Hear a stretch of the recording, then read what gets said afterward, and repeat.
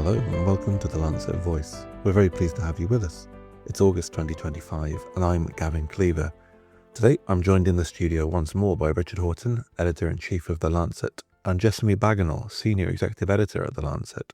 And we're going to discuss things that have caught our eye in the world of health recently, including a book that's caused disagreements here at The Lancet, our new commission on plastics and health, and the upcoming UN high-level meeting on NCDs. We hope you enjoy the conversation.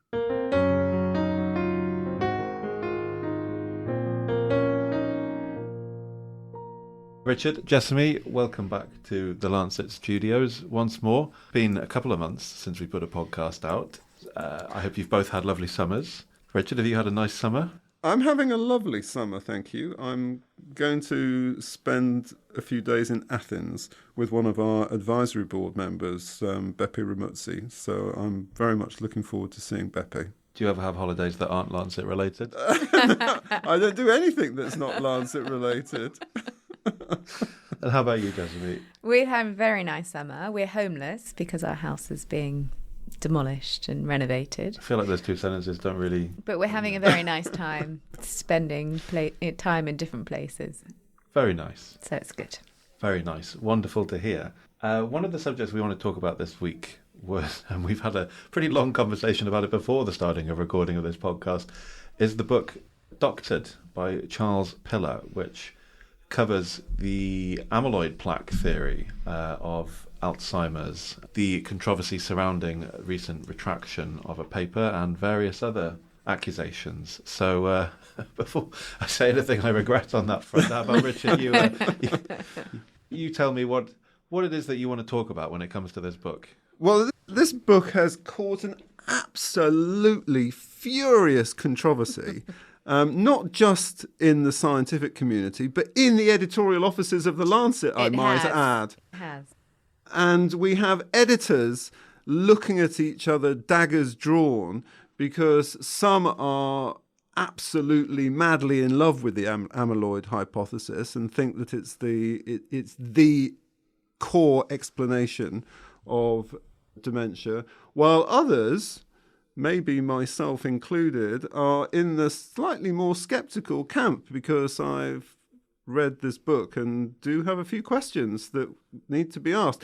The book is a very extreme presentation of a particular point of view. So just to backtrack, what is the cause of Alzheimer's disease? This theory about amyloid deposition is one of the leading ideas, and it's not just an idea because the whole therapeutic research paradigm around Alzheimer's is based on the notion of attacking amyloid and extracting amyloid from the brain. And some of the monoclonal antibodies that have been designed and approved are all based on the amyloid hypothesis. What the book does is the book makes the really quite extraordinary claim that the amyloid hypothesis is all hype, all exaggeration, and based on fake and fraudulent science. And the author of the book talks about the idea of a scientific underworld of deceit and lies. So, I mean, this is drama of the highest order. And this journalist, I should say, isn't some tabloid journalist who's just come along and written a bit of a... Absolutely, he works for Science. Yeah, exactly, that's the point. We should say Science with a capital S, the publication. Science magazine. He works generally exactly. For Science. He's a distinguished writer for Science magazine, a highly respected science journalist, knows the scientific community inside out, draws on many, many reputable sources and a network of friendships and relationships to write this book. And it is, I've got to say, it is a gripping read. It is a thriller. I found myself turning every page with excitement when I first read this book. It's a real success story. But as I say, totally divided readership. Jessamy, were you similarly thrilled by this book? I enjoyed the book. You see, we're divided. And I think that there are many interesting things to gain from it. As Richard said, it's an extreme version. One of the real take-home messages for me, and I think that many people perhaps who don't come from a science background will come away with, is that it demonstrates so clearly how scientists are just human beings. All of these people, they've got vanity and ego and hubris and pitfalls, but that doesn't necessarily mean that they are conducting fraudulent research. And at times I got slightly tired with the book painting these caricatures of people without then ever really knocking in the final nail of saying, and they conducted, this awful thing, or they did this awful thing. There are examples, like there's the retracted Nature paper, but then there are also examples where a sort of caricature is built up and we're led to believe that perhaps there were some things that were not done as well as they could have done. And then we move on to the next chapter very quickly. And I got a bit tired of that, I have to say. But I thought it was a very good book and some very interesting things to be taken from it. And I think for me, the things were about this people. And I think that's interesting in the world that we're in at the moment, where there's a very much a sort of anti-science and anti-expert agenda, that the acknowledgement that scientists are such human beings is a tricky one for us to navigate. The second thing I think is obviously about academic incentives, that, so many people in this book are driving towards a publication in our journal or in Nature or another premium luxury journal, and how that makes their career. I'm not sure the word luxury would be approved by our guys. An excellent journal. I have heard that word used, actually, about journals like Nature, Lancet, New England Journal. I have heard it used. And that is what they are striving for, and that you are working in a system which only rewards that. And so at some point in your career, that becomes your main focus. And regardless of how you get there, you will get there. And then the third thing, I think, and we see it in medicine all the time, and we've written about it in the past, is this sort of complicit web of silence that there always is about bad actors. And there are many characters in the book who now come out of the woodwork and say, actually, I always thought that person was a bit dodgy. But they didn't whistleblow. They stopped working with them and they removed themselves. And then that person moves to another institution. And we see that in medicine all the time. They move to another institution and all of a sudden, they are reborn and there's no history.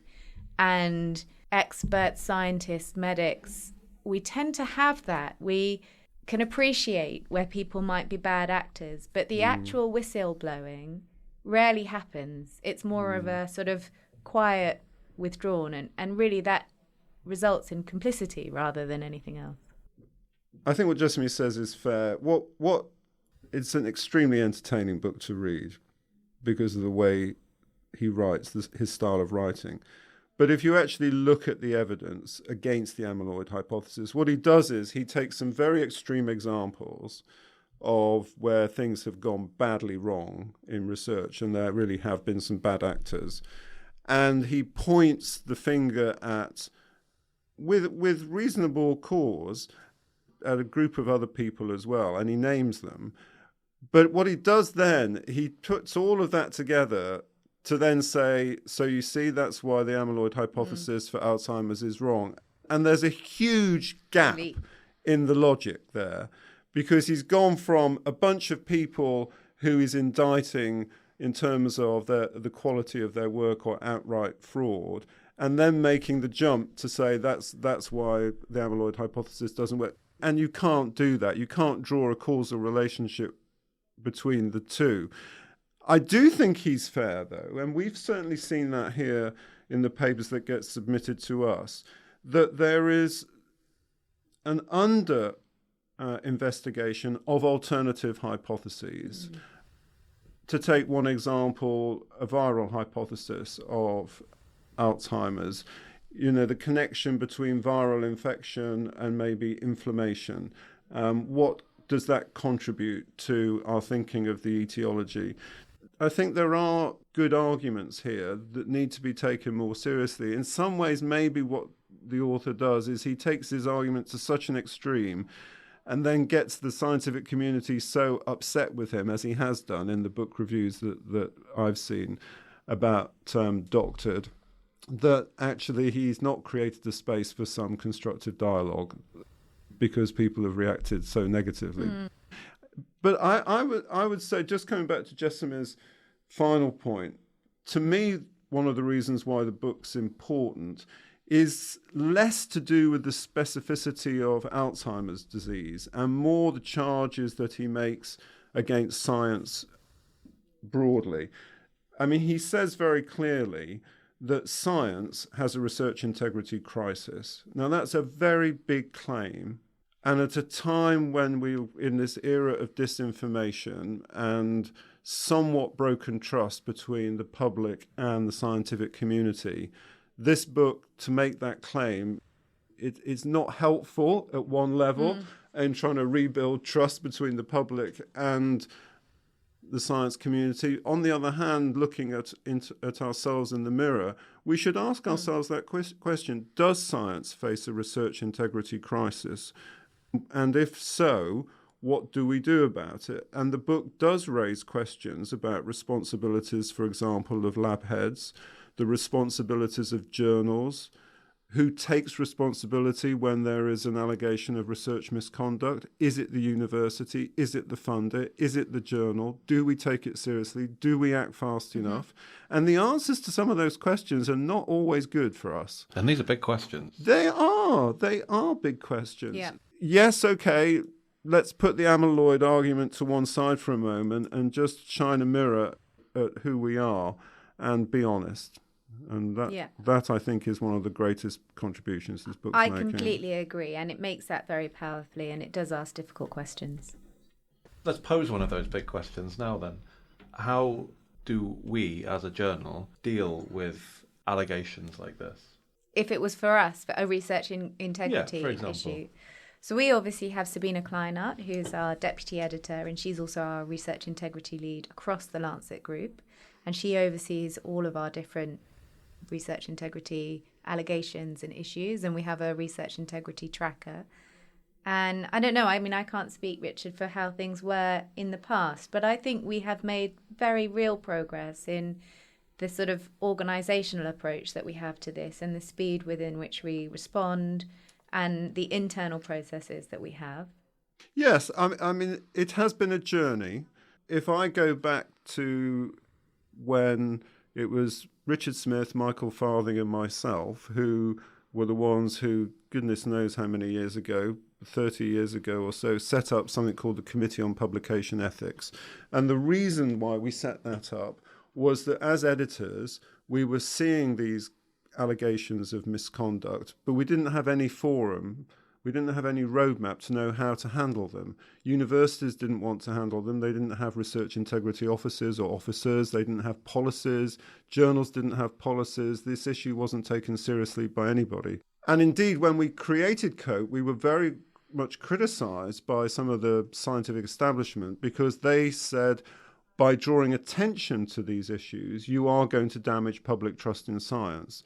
So they would rather have swept these. I mean, we used to have some very difficult discussions from past presidents of some very eminent academies of medical sciences that I can think about. And they were really against it. They really thought that this was, this might have been the dirty little secret of science, but it wasn't very helpful of us to make the dirty little secret public. So we weren't too popular in those days, and it's taken literally 30 years for us to now say, actually, you know what? We really do need to address this seriously. I think journals have improved their processes, but not all journals. No. And still, a lot of journals would prefer not to retract papers or to issue expressions of concern when they should, and this book, unfortunately, does show that all too clearly, even at some prominent journals. Universities certainly don't like to admit that there might have been fabrication or falsification of research because they're worried about their reputation. But I would say overall, the community does handle these questions better. I think in this book, the questions that he asks are whether we are too slow to retract papers that are clearly fabricated. And I think the answer there is often we are too slow. If I can think back to the cases we've had, there are definitely examples of where we've been too slow. I would just say that there does need to be due process. Sometimes we get called on to retract papers because people don't like the paper. They don't like the result of the paper. And sometimes that's true. The results of papers are inconvenient and they don't always chime with the conventional wisdom. And so people would like us to retract that paper. It wasn't at the Lancet, but it was at one of the Lancet family journals. And somebody wrote me a very angry letter demanding we retracted a very unhelpful paper as far as he was concerned. But I had to point out to him, I don't like the result of this paper either. But just because you and I don't like the result doesn't mean to say we retract the paper. And then even if there is an allegation of misconduct, the authors still have the right to be able to put their point of view. There has to be some due process. And I feel that occasionally critics don't like that answer. But I think on balance, over 30 years, we have got better. I think it's interesting, isn't it? Because there are no real, as with all of these complex systems, there's not really an easy intervention. I don't know whether you saw that India now going to start using the number of retractions that an institution has as a sort of ranking method. No, I haven't seen that. Which, to some people, you would say, great, this is an answer to research integrity issues because there's too much falsification of data and we're now in a age But that's going to be a disincentive to retract. But exactly. Yeah. But the actual consequence is probably going to be quite different. Quite. Different. And so... Yeah, you're never going to retract a paper if you think you're going to be judged for it. Whereas actually we should be probably retracting more papers. But then you see, that's interesting. And this is where, again, one has to be thoughtful about it. Even if you know a paper's wrong, maybe 5 years later or 10 years later, does that mean you should retract the paper because you know it's the wrong result? What are the criteria for retraction? Sure, academic misconduct, and typically research misconduct is FFP, fabrication, falsification, and plagiarism. But what beyond that? I mean, for example, when we publish papers that have a major error in them, we now have this mechanism we call retraction and republication. Because what we're saying is there's nothing fundamentally wrong with the methods of the paper. A formula's been misapplied. Exactly. Something in the computer program went wrong and the results got all skewed. But the basic message of the paper is exactly the same. Which is very different from dishonesty. Totally. Yeah. And so you don't want to condemn the researcher with a retracted paper, so you give them the chance to represent their paper. So that's, I think, very useful. But what about if a paper's been shown to be wrong? Should you then retract the paper? And this was the case in this particular paper published in the Lancet sister journal. A paper had been published, it had come up with a result.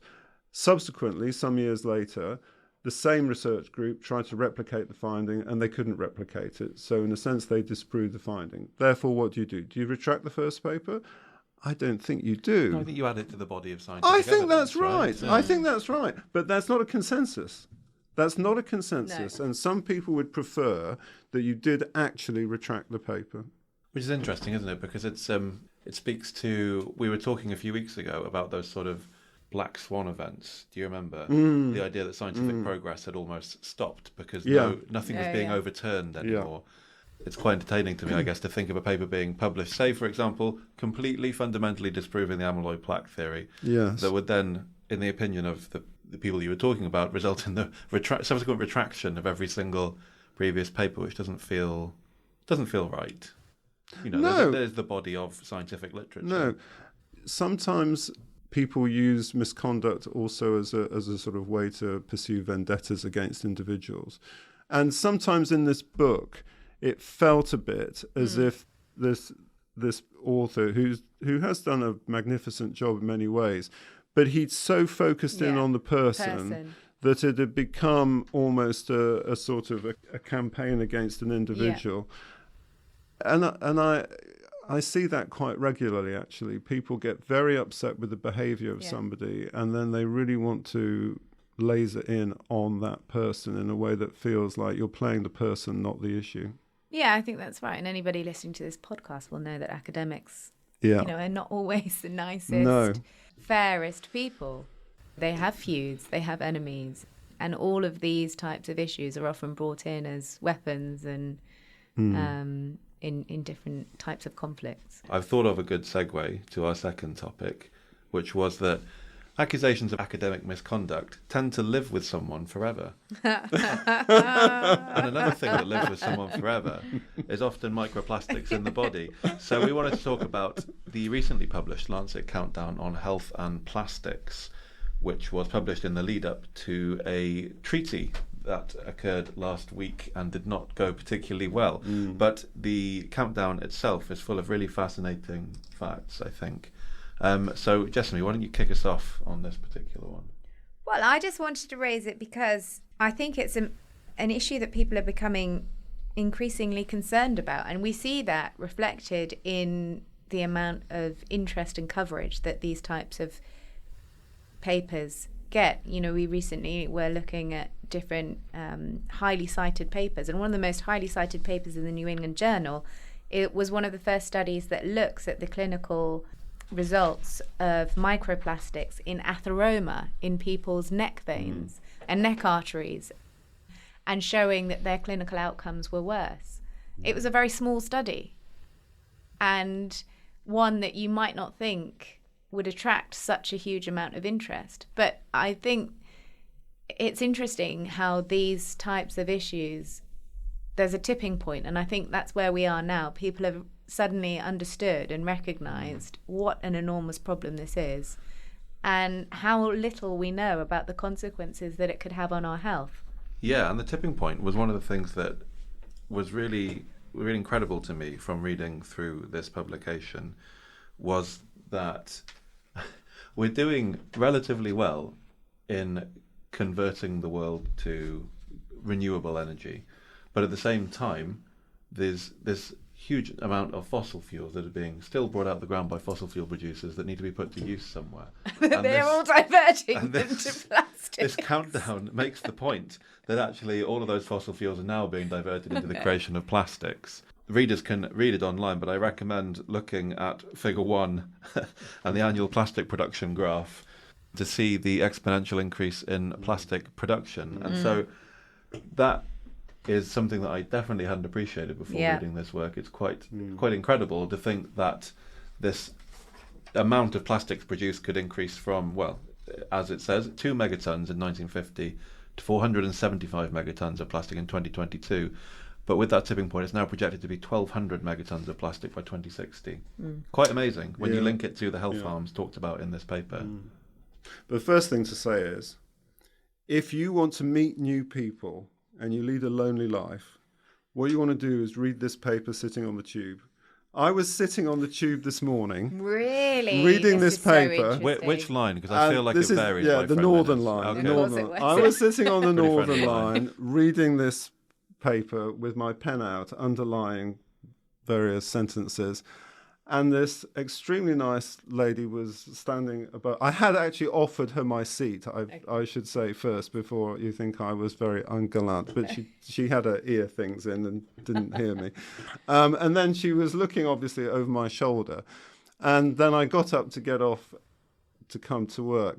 And she said, I've just been where is this publication published? Really? Because I was just reading about the 30,000 plastics workers who died. And I said, it was published in the Lancet, actually. And then we had this very brief but animated but somewhat passionate conversation as I was jumping off the tube at Moorgate. Did you tell her you're the editor-in-chief? I didn't tell her that. Okay, No, I didn't. I didn't feel that would be very appropriate. It's going to be a very strange misconnection in the metro. Anyway, the point is, this is clearly a way to meet people. Yeah. I won't do it again. It's just something old metric can't capture. Exactly. It is a person metric for reading Lancet papers on the tube. When you read this paper, I was shocked by some of the numbers because I was not aware of some of the basic data here. First of all, 475 metric tons. I'm an imperial person, so I'm not quite sure I can envisage what a metric ton is, but it's a lot of plastic produced. And more importantly, and it's that graph you're referring to, Gavin, tripling by 2060. Yeah. That is unbelievable. But here's another fact that blows you away completely. How can it be that half of all plastics that have been made in the world in human history have been made since 2010? I know. That is like... Mind-blowing. Compute that.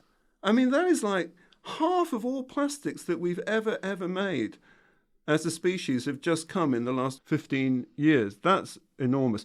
I thought we'd actually done a great job of single-use plastics, but we haven't. No. We haven't. No, we haven't. 35 to 40% of all plastics are still single-use plastics. What the hell are we doing? Yeah.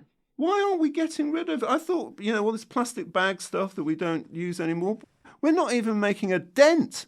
No, opposite. Yeah, exactly the opposite. Exactly the opposite. China is the largest producer, 208 metric tons. So what are we doing about China? Come on, China, get your act together. 5% of all greenhouse gases come from plastics, so we should be doing... Governments! Why are governments giving $43 billion to plastics manufacturers? Yeah. Why do they need $43 billion in subsidies when they're churning out 400 plus million metric tons and making everybody sick? I mean, this is impossible to understand. So, I think there are some pretty shocking and amazing facts in this paper, which convinces me that it's the right thing to do, that we set up this new Lancet Countdown on health and plastics, which is going to be like the Lancet Countdown on climate and health, where this amazing team led by Phil Landrigan, who led our pollution commission a few years ago, is going to put together all the data and monitor and review where we're at. So it's a really, really urgent and important issue, and it's a great paper. And the fact that the Global Plastics Treaty has failed is a tragedy. It is a tragedy. Yeah, some of the stats are unbelievable. Like you said, the other one that stuck with me was that 80% of all plastic ever made is still with us here on the planet. Yeah. Slowly degrading somewhere. Exactly. Often in the ocean, destroying marine life. I know. I mean, you will see if you waste your evenings, as I do, trawling social media, when I'm not sitting on a tube reading Lancet papers, then you will see, the number of videos you see of animals caught up with, especially in the ocean, caught up in plastics and plastic meshing is really... No, I mean... Well, that was sort of the original fight back against plastics, wasn't it? Some of the first kind of anti-plastic things appearing on the news was always animals getting caught up in having bits of plastic stuck in their gullets, that sort of thing. So it's not like we haven't been aware of those environmental impacts of plastic for a very, very long time now. No. But also, I think, as well, as this paper so well lays out, is the effects on humans are also shocking. And this is such an important step to be able to really monitor those health impacts, because... Totally shocking, but again, how little we know. So little. Like 2/3 of all plastics chemicals, we have how much data? Nothing. How can that be? I know. That for 2/3 of all chemicals that are related to plastics, we have absolutely no data. 50 of those that we do have data on, 1,500 of them are carcinogenic, and we're quite happy to have them kicking around the environment. What are we doing? I know. It's so sad, isn't it? Because also when you look back at the history of this type of topic, and you look at, Rachel Carson's Silent Spring, and there was an appreciation and also an opening at that time, 30 years ago, 40 years ago, where action could have been taken, and people were very receptive to that. Yeah. But there has definitely been a political and commercial move to halt any action. Yeah. But again, I'm so sorry to say, but it is back to the fossil fuel industry, that we do not regulate the fossil fuel industry. And that's why the Global Plastics Treaty failed, because our lovely fossil fuel-driven nation states have said it's got nothing to do with production, it's got all to do with we need to do a bit more recycling. Yeah. And you know what? If you think recycling is going to solve this problem... How many tons do we need to recycle? Exactly. Let's just really look at that. Come on. this is a nonsense. How are you going to persuade them? Their economies are completely dependent upon fossil fuels. 98% of plastics come from fossil fuel carbon. We're stuck. We are stuck. We are stuck. But the human health case is overwhelming. I just wanted to read out some of the stats that were in this because it really blew me away. Just one of the chemicals involved in the production of plastic, bisphenol, is associated with 5.4 million cases of ischemic heart disease, 346,000 cases of stroke, which resulted in 237,000 cases of ischemic heart disease deaths, and 194,000 stroke deaths. And then it goes on to talk about its effects on prenatal, on child health. It's absolutely mind-boggling. That's one of the chemicals involved in the production of plastic. That's actually, it's a great point you make, Gavin, because I think one of the goals of this paper is to say, and this is what happened with climate 20 years ago. Plastics are not just an environmental issue; it's a health issue. Yeah, and that's where there was a time when Nick Stern's report came out, and climate change was seen as an economic issue or an environmental issue, and the wretched polar bears and all the rest of it. But then it's been made very convincingly a health issue. And I think once you win that argument, you do put this issue into a slightly different frame. And when I was a kid, my dad was always like, turn the lights off because the polar bears, they're going to struggle. And I love polar bears, but... And now, with my son, I can be like, turn the lights off because... There's a lot more serious things going on with climate change right now. Exactly. So and we're not going to do it in the first year, but we've done it over 10 years with the Climate and Health Countdown. And so if we think about the next 10 years for plastics, I really think that we can make a big impact. I don't say we. The Lancet hasn't done it. We've been part of a movement of people, but, we've been the data part of a movement of people with our colleagues who've run the countdown at UCL and elsewhere. That is what we can do with this countdown too. 100%. So we should be very optimistic about what we can achieve. Yeah, agreed. Should we finish off with another meeting which is being influenced by industry and You cynic! You're such a cynic. This high-level meeting on NCDs. As a friend of mine once said to me, have you ever heard of a low-level meeting? Nobody ever says, I've organised a low-level meeting in non-communicable I've diseases. invited really unimportant people. Just once I'd like to attend a low-level. Yes, exactly. It sounds nice. Maybe there'll be drinks. So what is the problem with this meeting? Why is everybody upset about it? No, the SDG 3.4, which is what this is all about, reducing premature mortality of non-communicable diseases by a third. Yeah. And promoting mental health and well-being. It's just been a nightmare to get NCDs taken seriously by the global development community. And the general attitude is, look, you've got to die of something, so what are you trying to do? You can't live forever. And people die of heart disease, they die of cancer, they die of diabetes, they die of respiratory disease, and that's just life. So we need to be spending our money on infectious disease and maternal child health. Of course we need to be spending our money on infectious disease and maternal and child health. The point is that, yes, you have to die of something, but you don't have to die prematurely of these things. And that's what the whole point of the NCD movement is, the premature death. And what is being missed out completely is that we are now in an era where we are not just talking about a group of people, say, 50 to 70. We're talking about a group of people from 15 to 50. So, adolescents, working age population who are being targeted by pernicious industries, whether it be food, tobacco or alcohol. And because we are the wonderful species that we are, we make choices, given the environments that we live in, that unfortunately are health harming. And what this declaration that needs to be agreed in September, what they have to do is we need to be calling for the implementation of taxes on tobacco and alcohol and sugar-sweetened beverages and a whole range of issues. And the drafting is going backwards. Yeah. It's getting weaker, not stronger. So we're in the same place as we are with plastics, that once the governments of the world come together, they dilute any action. Absolutely. And this people are worried that this draft, omits commercial practices. It doesn't focus on young people and children and the impact that advertising has on them. It doesn't talk about conflicts of interest. It doesn't really have enough about climate resilience and planetary health.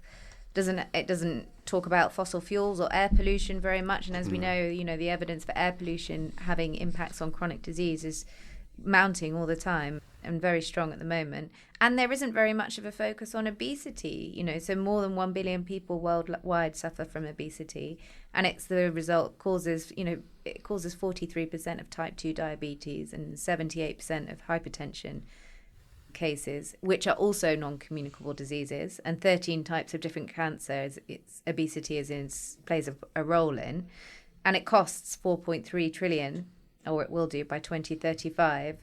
And yet there isn't really very much of a focus about obesity in this document. No. When you think that it's a driver for all of those other non-communicable diseases, that does seem misplaced. Completely. And where is the outrage? Where are you seeing the outrage about this? We're 2 months away from we're 1 month away from the high-level meeting. And there's no debate. So I urge every single one of you who, if you are listening, to go to the website of the NCD Alliance. Just type in NCD Alliance into your favorite browser and scroll through what they've got. They've got a fantastic set of resources so that you can deconstruct this appalling document and understand where we're going wrong. And they provide you with materials where you can write to your government and make the case for them to act in a more assertive way. The NCD Alliance is the ACT UP, like ACT UP was to HIV and AIDS in the 1980s. They do a brilliant job of bringing different movements together to try and bring pressure on governments. But this is urgent. This is really, really the issue of the 21st century on NCDs. How do we feel by this point about the 2030 crossover? Because obviously a lot of this is aimed at keeping us on track for the goals that we set, the SDGs.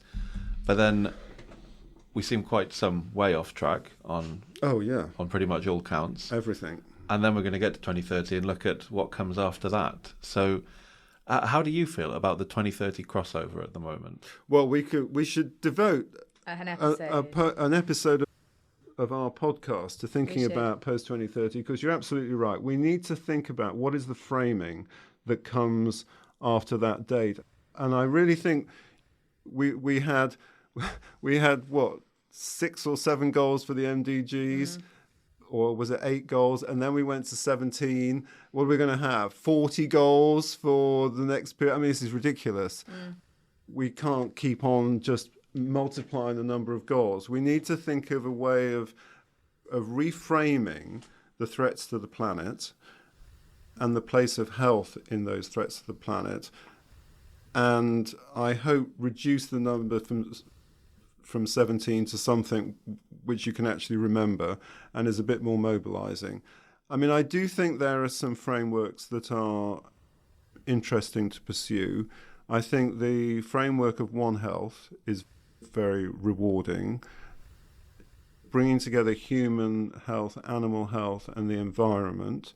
The commission that we published just a few months ago is very interesting when you talk about NCDs, because what that commission argued was that there is a direct line relationship between the NCD epidemic, if I can call it that, and One Health.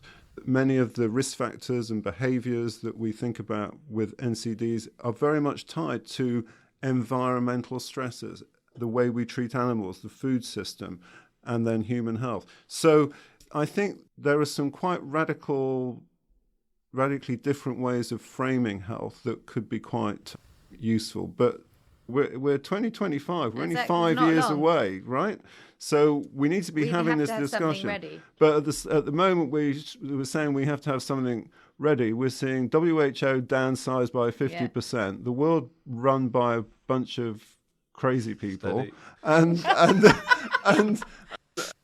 you know, not well. Let's put Not the best time for Not the best rational, time, constructive no. discussion about the future of the planet and our species. So, yeah, it's going to be a rough few years. And I think the problem with non-communicable diseases in that context is, just as you said, these are chronic conditions. And over the next 5 years, we're going to see, most likely, an increasing issue of acute things like conflict. We've just had 2 massive meetings about conflicts around the world. We might see another pandemic or, various other epidemics. So how, in this context where chronic diseases are so often difficult to create a dialogue or a narrative which is engaging and which people think they need to act on now, when there's so many other competing pulls on resources, that's the challenge, isn't it? And that's not going to get easier over the next 5 years. I think that's actually going to get harder when you look at the nexus between conflict and infectious diseases and climate. I think that's right. But I do think the secret weapon that we haven't deployed as successfully as we should have done is this radical reframing of NCDs as not being something that is in our beloved older populations, but is actually, we are setting up We're creating the our environment. population, from the sort of age of 5 through to 50.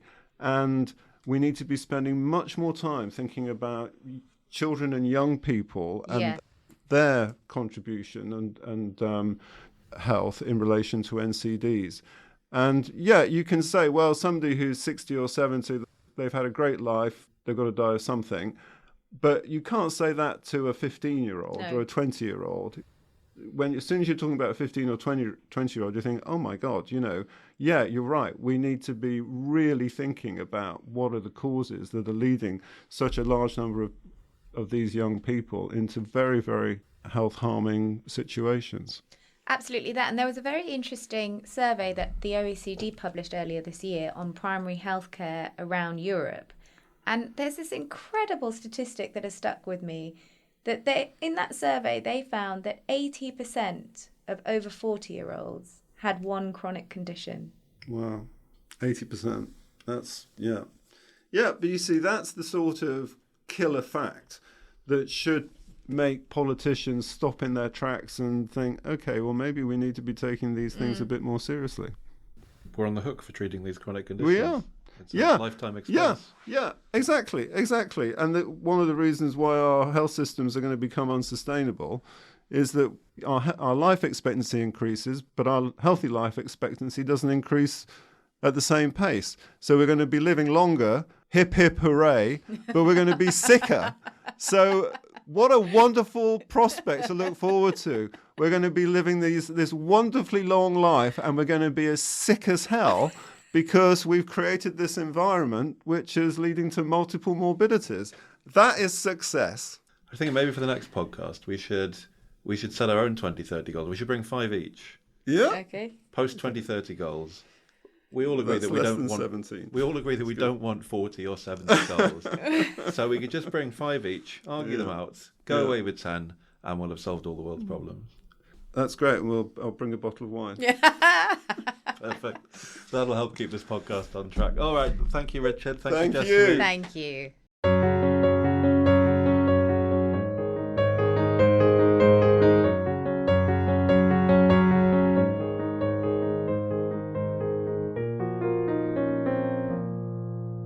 Thanks so much for joining us here on the Lancet Voice. If you want to hear more from the Lancet, please do visit thelancet.com/podcasts, where you can hear from all of our journals. Thanks again for listening, and see you next time.